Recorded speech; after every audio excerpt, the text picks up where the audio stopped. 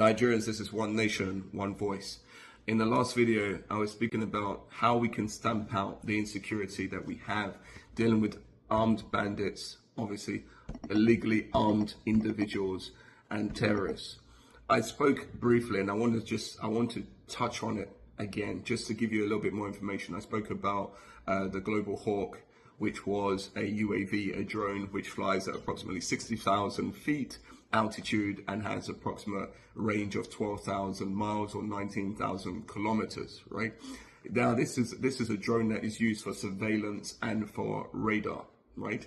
But many other drones can be used, as we know, for reconnaissance, for surveillance, and for targeting.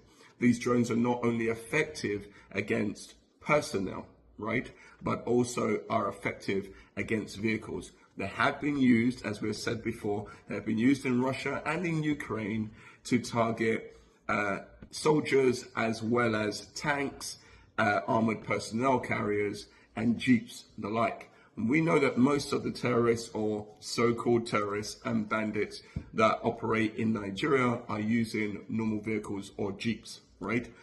Most of them, they're not using armored personnel carriers. So these drones would be extremely effective against such groups. And it helps us, again, like I said, to reduce the amount of losses amongst security personnel, because the operators can be at a distance, a vast distance from where those drones are actually operating, right? So we don't really have issues where we can say we can't see the movement of individuals. No, it's because we are not utilizing the right technological hardware or military hardware. And what does that come back down to?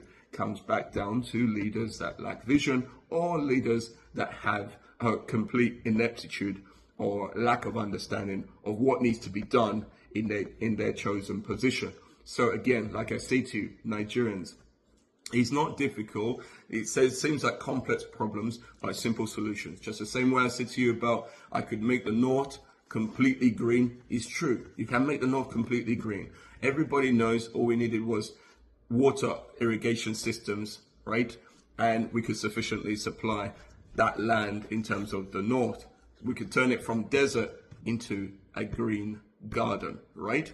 And there's also other things. As I said to you before, there is a system which I've already alluded to, but I'm not going to speak too much about it right now. But trust me, we could have functional water pipelines throughout Nigeria. Saudi Arabia is far bigger than Nigeria.